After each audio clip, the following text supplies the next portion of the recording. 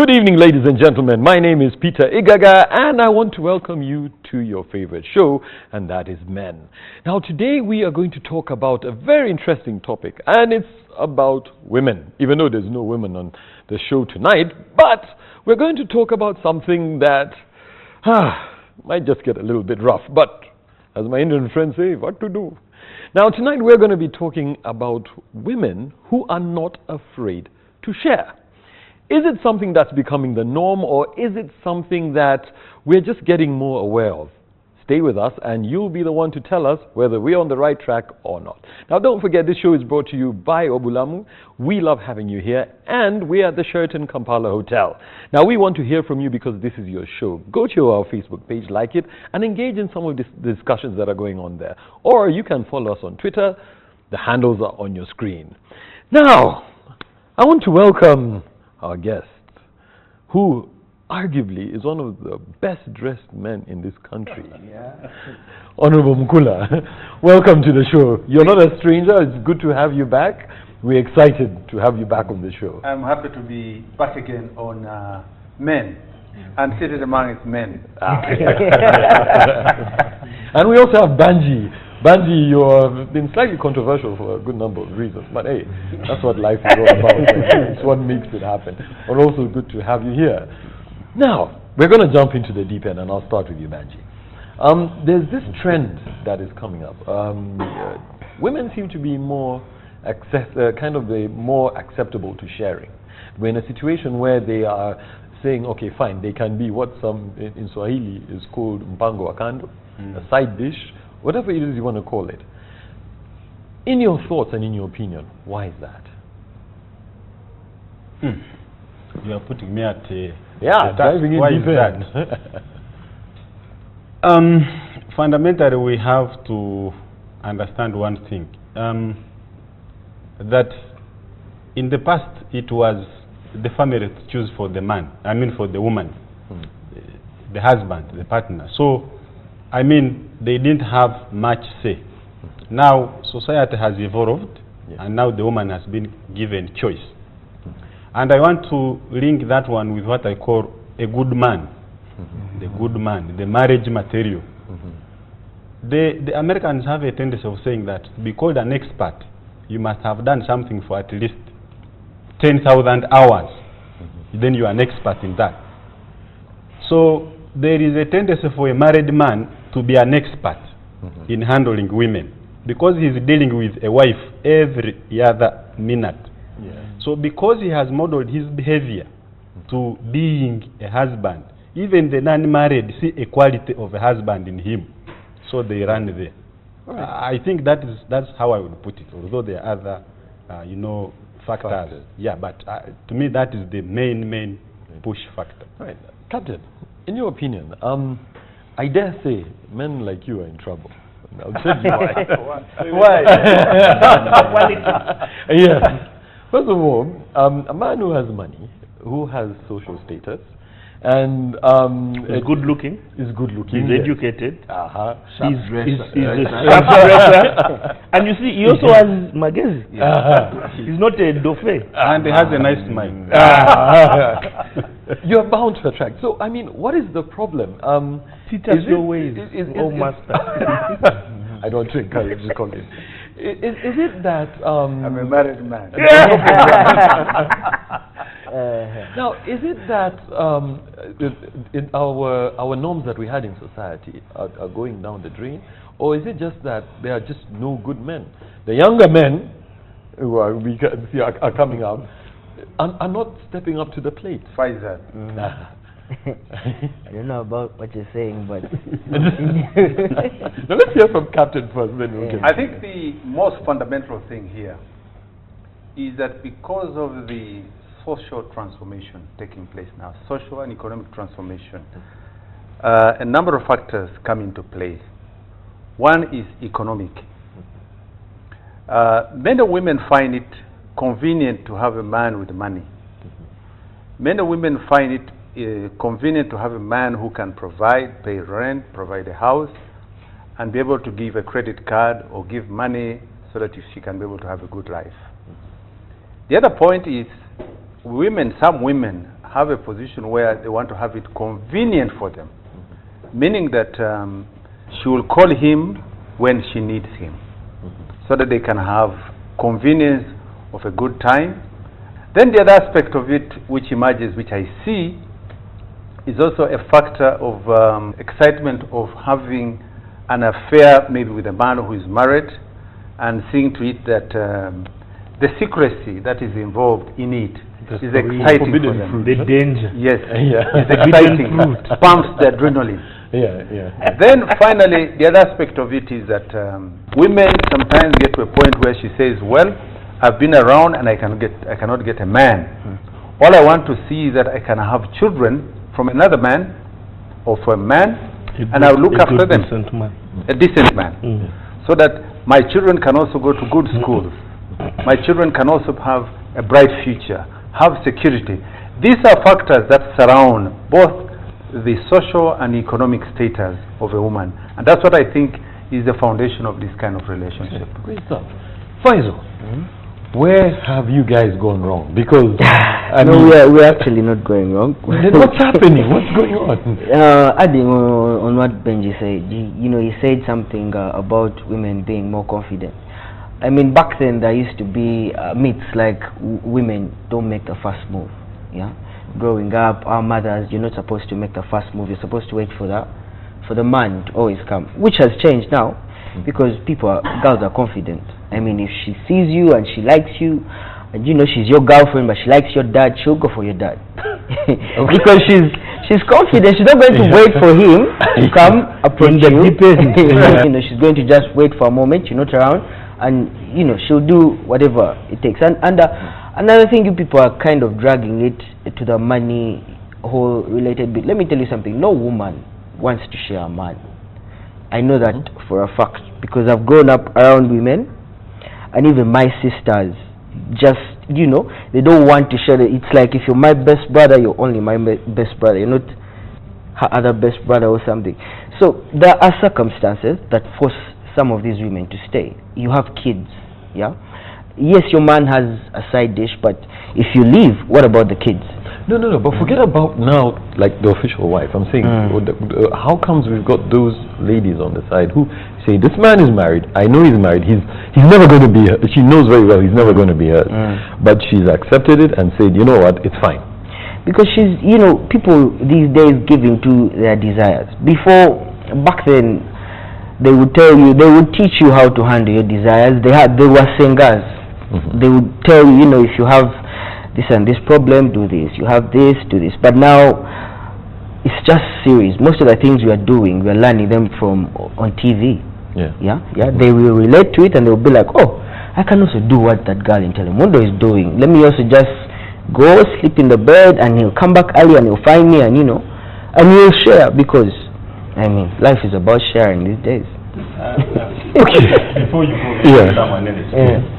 I want to pick from where the captain stopped, where Honorable Mike Mukula stopped. The economy has become very difficult. It has become very hot. Actually, it is true. Uganda is crossed by the equator. Actually, the financial equator is also crossed by Uganda. Poverty is everywhere. Now, when we look at the urban situation, particularly the urban situation, and with very many young ladies out there, she's through school, she traveled all the way from up country, she came here at a hostel, she's through university, she's supposed to go back. She looks at the life of going back to whichever village she came from, and she's like, that is not a choice. So she's stuck here in Kampala. So when you are stuck, what do? You improvise. So how do you improvise? You must improvise with someone who can, who has kwacha, who has money. And by the way, Faizo, many of them are even not willing to break the family. They are just very comfortable at the background. What they want, as the captain said, they want survival, serious survival, because they know the man will open the wallet, he's paying rent, he's buying food, he's paying the TV they are watching, he's sending them to the saloon. That is one of the biggest factors we can look at. But also the other one, we are men on this table. Also, men have become very sophisticated in their hunting methods. They become yes. That these men also would not really hesitate, catching someone passing by. Yeah. So I would really like to believe that some of the ladies find themselves already trapped.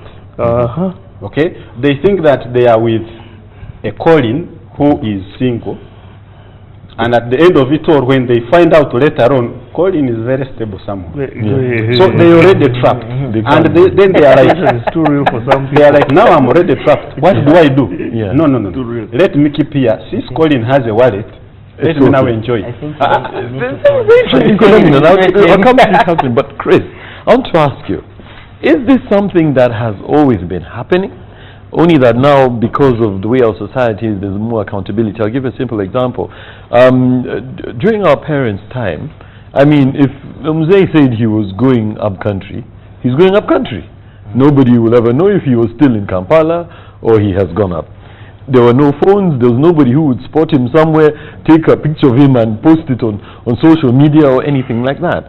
So technology was against us. So is it just now that we've become more aware, or is this something that has always been going on? I think that any cursory look at our society, globally, I don't think that this is new. I don't think it's new. Look at olden day biblical times. You see some people having more than one wife. But that was a wife, not a side chick. No, concubines. Solomon had 1,000. Tough man. So I can't say it's new, but I think that a pertinent question is why, and I would like to agree with Faiz on something. Wow. Finally.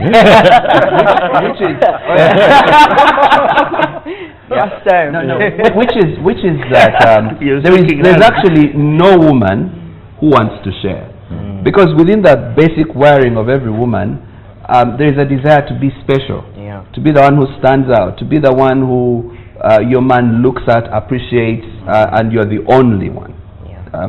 All women would like that. But I think that for me there is deeper reason to why it's deeper than economics, in my opinion. I mean, economics is a factor, but there is something deeper than economics, because we've seen women who have stood out on their own, who have been able to take care of the family and all that. There is reason beyond that, because we've seen women who don't necessarily need men to survive. We know that's true.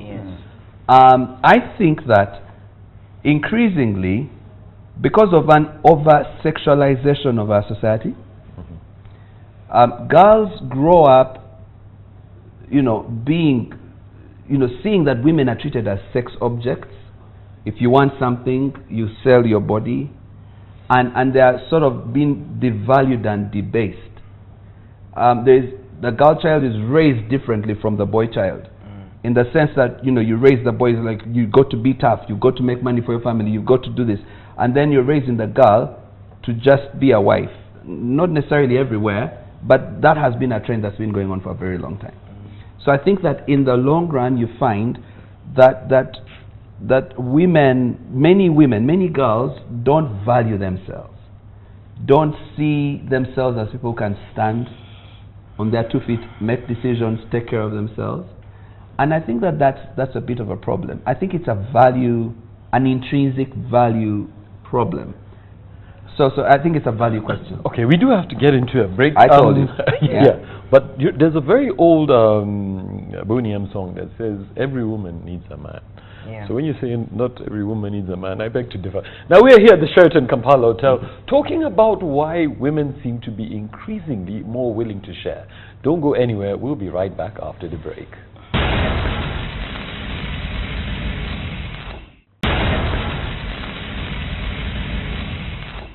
Welcome back from the break. In case you've just joined us, we're here at the Sheraton Kampala Hotel talking about women who are willing to share. This is your show. We want to hear from you. Follow us on Facebook, like our page, engage in the discussions that are going on there. You can also engage with us on Twitter. Our handles are right on your screen. Now, gentlemen, Colin, you've been very, very quiet on this. And I'm sure you're... yes. Now... you see, at the end of the day, Even the hair. one of the things that I strongly believe in is the power of choice. Men have a choice. And if all men would simply say no, then this will not be there. Then can we then put it on men as the driving factor who are encouraging these women to play along? So I hate that you have put me in this position where I'm the one who has to say that men cannot say no. I hate that you put me in that position. Because one, when you say it, you see the guys laughed. Because on a subconscious level, yes. We know. But you see people like Chris are very stern-faced because in Chris's mind, men should be able to say no to choice. Right? Yes. Because men are not animals. Because men are not just some things that will just run whenever you open your legs. But the truth is, in reality, so I mean, so Faisal has talked about the change in women. Banji and the captain have talked about the economic situation. Chris has talked about the mindsets and attitudes that are happening and self-confidence issues. I just want to talk about this phenomenon is not just reinforced by men. Remember, children grow up into the people that they grow up seeing. So if a child grows up and so there is a concept, and from back in the day, the concept was called being a kept woman. So you didn't have to be. There was more prestige in being Omchalo Wembeta, which is the church wedded wife. But there was dignity and there was respect in being some man's woman. So he would take care of you, would look after your children, he'd come whenever he could. And there was some sort of respect. Because again, society placed a value on a woman having a man. So even if you are sharing, you are still better off than the woman who grew up to be an old woman who had no man, who no man would want. And there's a very strong social stigma around that. Even today, I mean, you hear the abuses women throw at each other on social media, on Facebook. Things like, you're the kind of woman no man will want. You know, there is so much negativity around it. And because of that, you find that other chicks, women are telling other women, you know what, me, I'd rather be a second wife to a guy who has some money than the only chick to a guy who's broke and we're always in a taxi because you know, because societal validation is important. How other women, my sisters, my friends, my aunties, my mothers, how they see me is important. That's one. But two, even for the men, whereas in the past was a prestige factor, as Banji says now, it's like how Chinua Achebe said, when the hunters learned to shoot without missing, the birds learned to fly without patching. So the guys have become very sharp, very sneaky.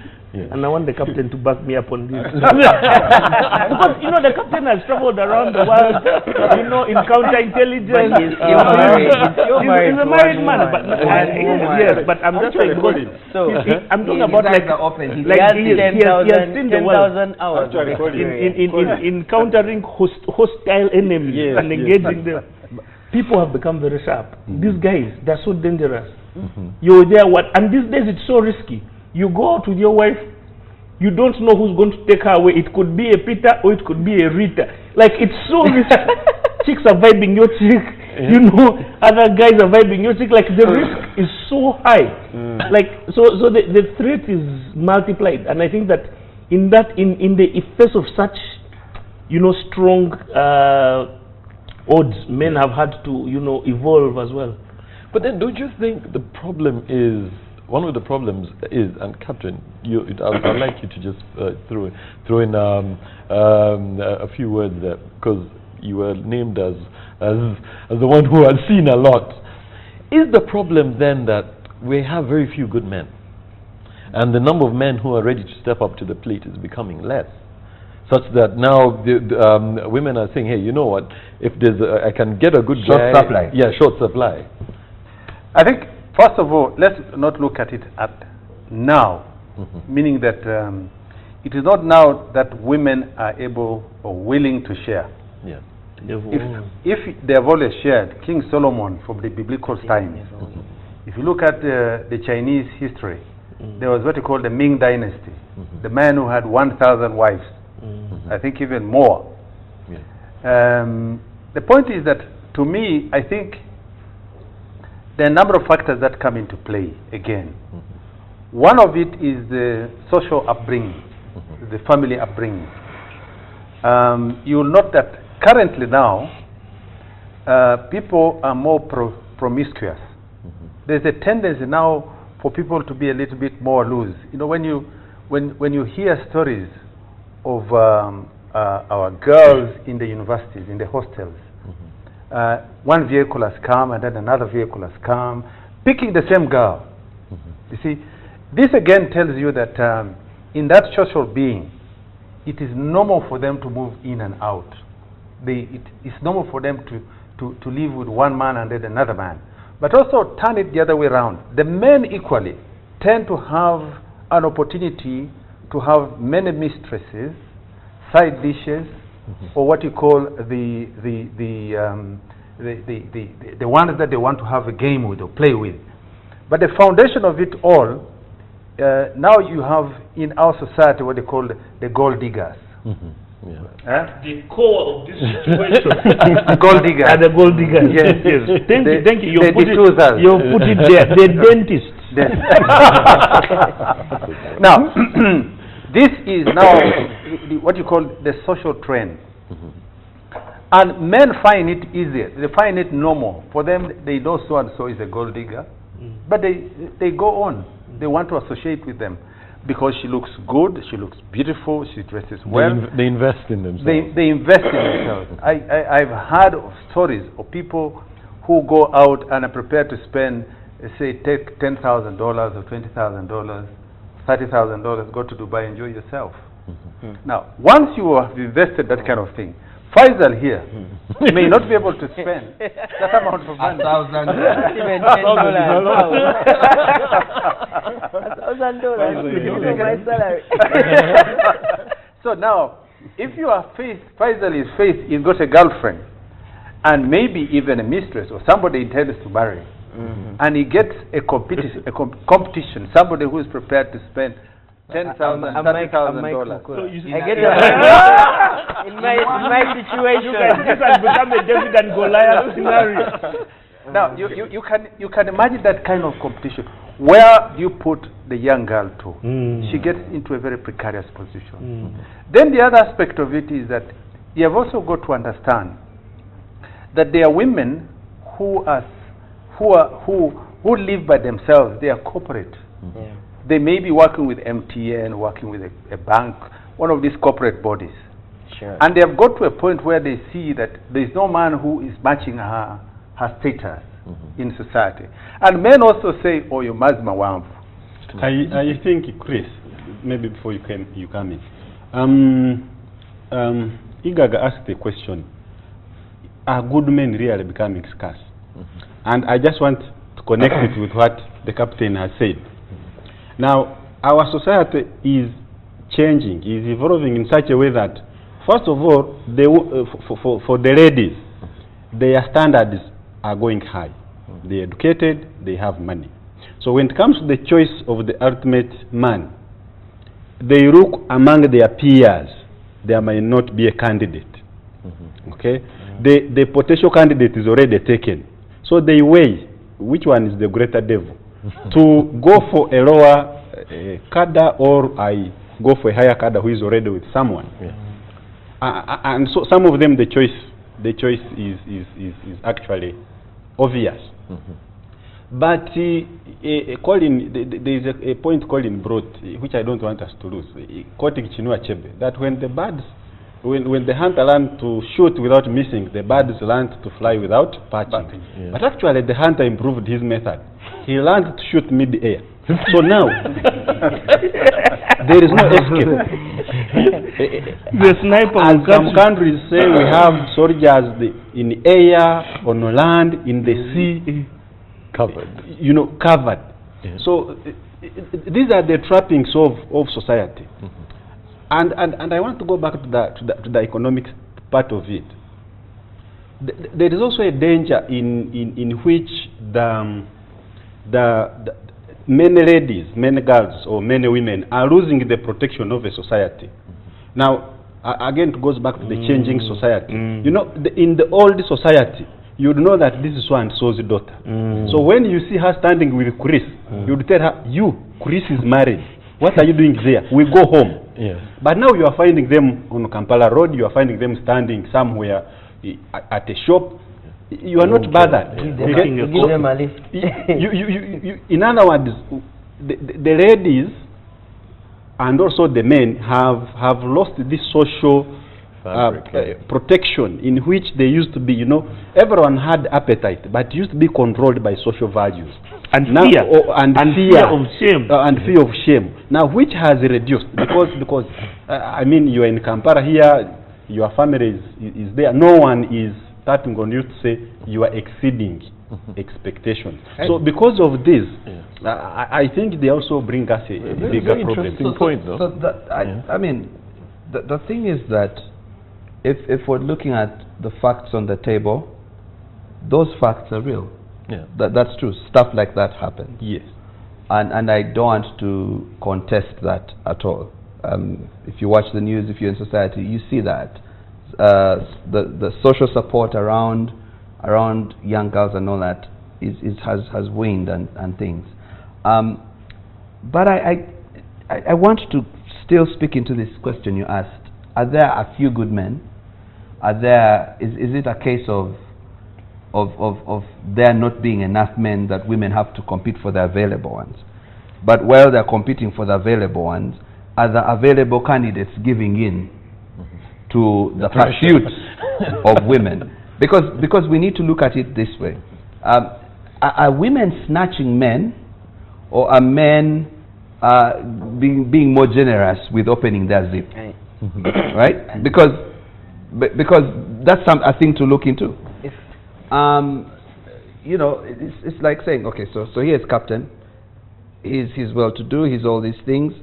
I'm sure that he has got ladies who put proposals on the table.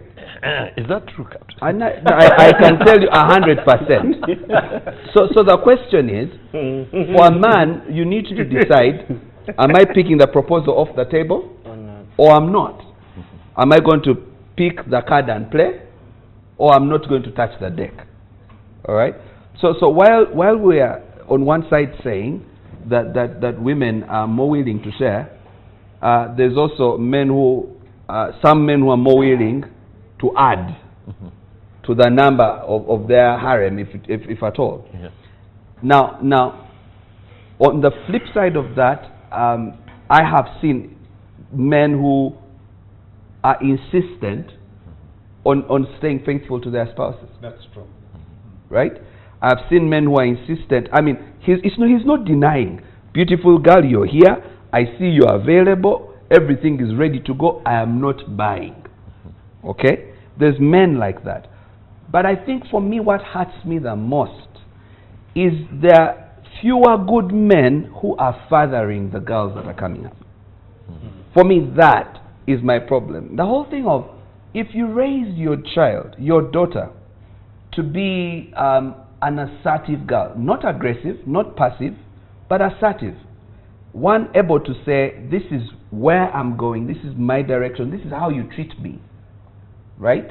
I have seen girls who refuse to be lowered to a second girlfriend, who refuse to be lowered to a second wife. Well, when you know, as soon as you dare, you as a man, you dare start that conversation or start behaving like that, she's out. She's not competing. She's not sharing. No. Chris, So, we so do I have need- to go I need into. to- we need to do have to shut get this down into a because break. this kind of Because idealism also, is what- I was just about to say, but Chris, please think about something that Banji said Guys. as we go into the break. Sometimes she doesn't get into it knowing. It's something Peter, that comes out later. Food Peter, for thought. women know. Now, we have have to get a into sixth sense. into a break. We are here at the Sheraton Kampala Hotel, and we are talking about women who are willing to share. According to Chris, they have a sixth sense. They get into it knowing. According to Colin, he has a different take. Don't go anywhere. We'll be right back after the break.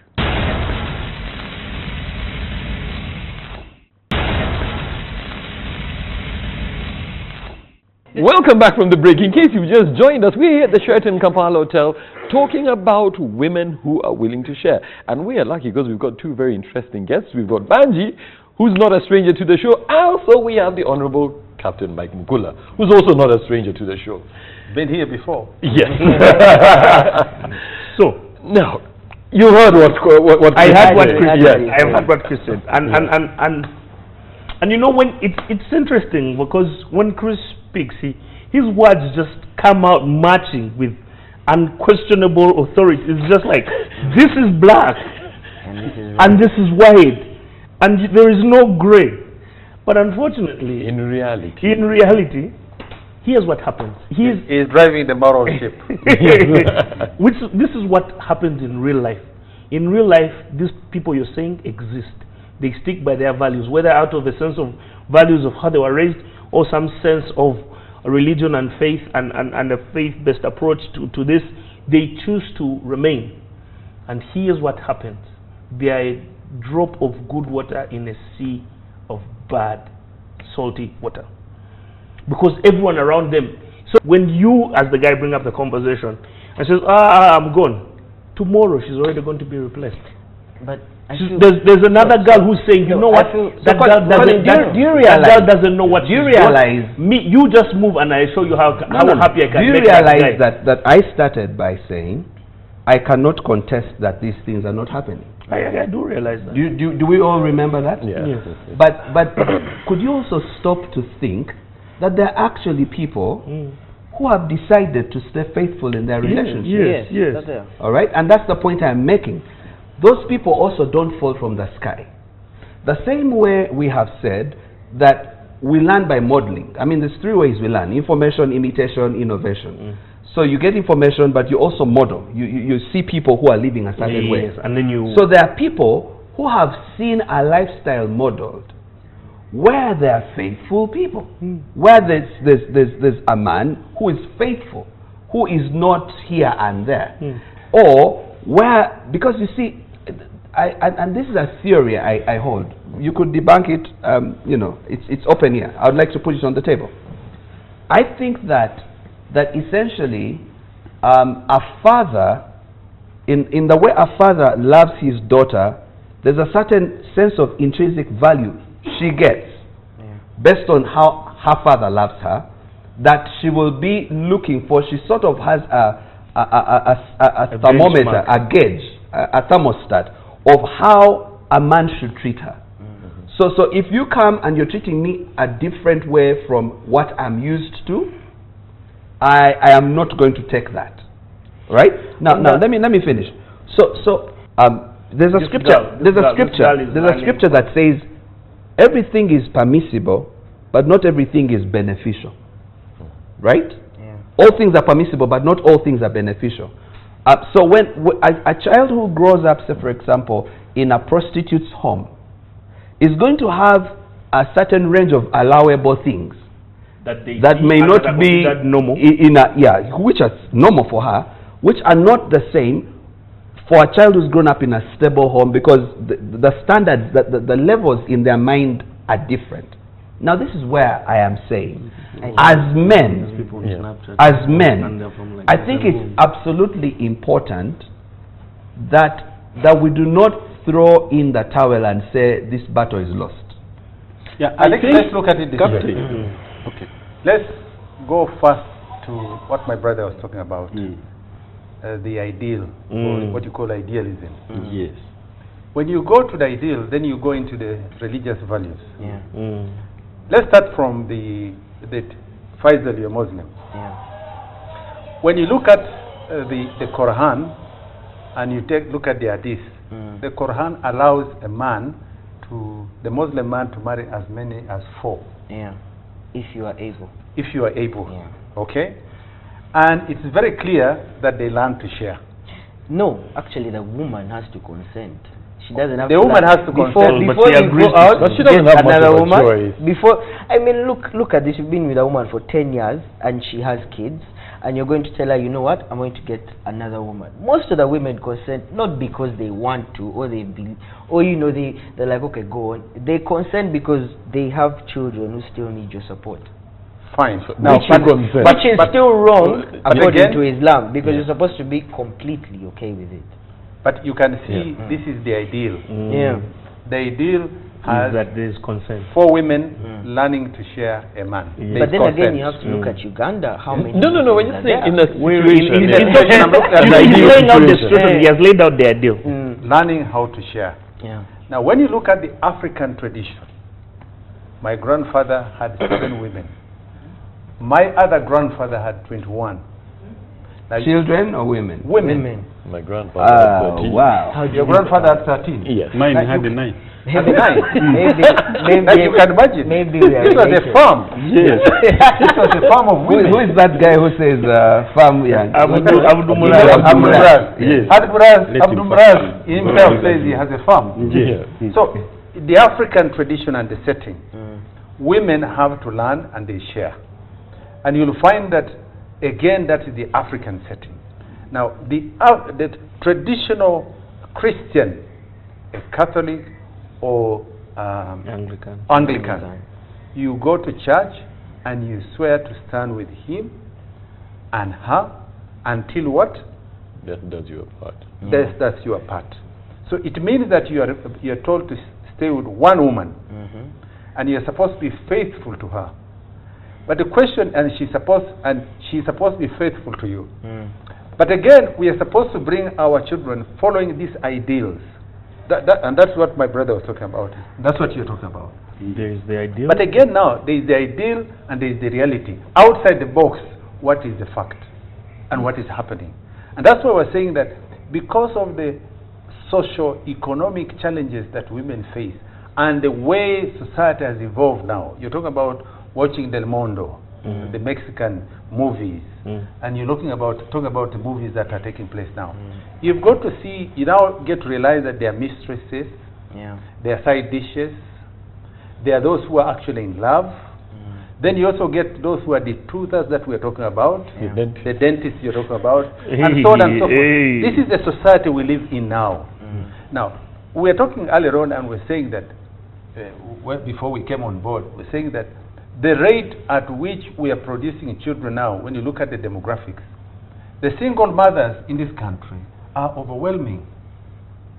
The number of pregnancies that are taking place are not from anywhere. These are all out of either wedlock or somebody who has gotten pregnant in school, in a tertiary institution, or thereabouts. Now, but the question is, when you look at the pyramid, the social pyramid, those who are able and can be able to afford are very few. Now, as you come halfway through the pyramid, the number also slightly widens. But at the lower base here, where most of the society is, who cannot afford, and yet the women want to see that when they live, they want to live in a society where they are respected, they can be able to get, and the demands and the aspirations to have a better life, to break through the glass ceiling, is what is in the heart of every girl. Yes. Not that they want, but you see, society puts them into that predicament. Yes. Right, guys. So time flies when you're having fun. We've reached that point where we really have to time out. So I'll start with you, Benji. Now I'm calling you Benji because of this man. Benji, in 2 quick minutes, your parting shot. Yeah, incidentally, we seem to have agreed that one, society has become problematic, especially for the young woman or for the ladies out there. So they are now faced with very many challenges. But I want to get back to Chris and Captain Mike. Chris has emphasized the role of parenting, and Captain Mike has brought in the aspect of a young population. And I want to add and say that the challenge we are having in Uganda is that majority of the mothers are actually below 24. So you are having someone who is 17, who is 18, a mother of a girl, okay, and she's not married, and she's raising this daughter. So what do you expect? I think that's where the challenge is. So I think also I want to throw a stone at us the men, especially you are looking at this girl you are putting as a side dish. She's supposed to be your daughter, or anyway your young sister. Instead of fathering, you are fathering the other way. So yes, I think Chris here will agree, and this is a very serious challenge. So I think as society we really need to accept that this is a problem, and I want to say that we cannot just give up. We need to fight. So we will begin with our very own daughters, then we move to our sisters, then we move to our friends, and do whatever we can to cut the chain. Yeah. Otherwise, if you are in that relationship, your daughter is also likely to end up in such a relationship, because research has shown that if you are a second woman or a side dish, then your child is also likely to become a dish. And then because as Chris brought it, role modeling, they have learned from you that it's okay. And I think that is the danger in which we are. All right, great stuff. Faisal, 1 minute. Well, I think I have to disagree with this part in short. The sins of the father are not the sins of the children. Yeah, just because, actually, you know, because some of us, some of our parents did not go to school, they didn't get an education, they didn't know anything about religion, and for them having more than one wife was okay. Yeah, but I have an education. I've you know, I've studied religion and all, so I know that in your normal sense, if you are to be a normal man, you should really be able to handle one woman, because one woman is enough, really. And I'd also like to say, people are more exposed these days. And then where would you find a married man back then? Only in church, the man goes with his wife. In a school, you know, he comes with his wife. But these days, married men are on Facebook, married men are on Twitter. You can find them anywhere. You can slide in their DMs and, you know, get jiggy. And also, there's more exposure, and with that more exposure comes consequences. I'm going to have to take that, but I agree with you 100%. Okay. 1 minute, Colin, as we... So, I think, because, you know, I study human behavior. It's all about getting caught. The higher the risk of getting caught, the more you can turn people's behavior, which is what Banji was saying. But look at the world today, the world in which we are. There is no fear of getting caught. I mean, you're on Facebook, you're on Instagram, you're on Twitter, you're on LinkedIn. I mean, people are in your LinkedIn trying to have relationships with you. I'm just saying, the fear, there's so much more camouflage now, and that just allows the hunter to be sneaky. So I guess in the end, I guess my parting shot is, women aren't willing to share, and I think on that level, I think that I agree with Faisal. They aren't willing to share. But the oxymoronic, the ironic thing about the thing is, women want the married men because the married men are faithful. And in the married men responding back, they are doing the very same thing for which they are. You see, if a woman wants a married guy, by wanting him, if he breaks with tradition, he's already like going against what she wants. So it's, you know, it's like a double entendre. There's no winning, I think. And so the few good men should not give in. Great stuff. Captain, your parting shot. I think the question is hyperbolic. And I hope Father Lokodo is watching.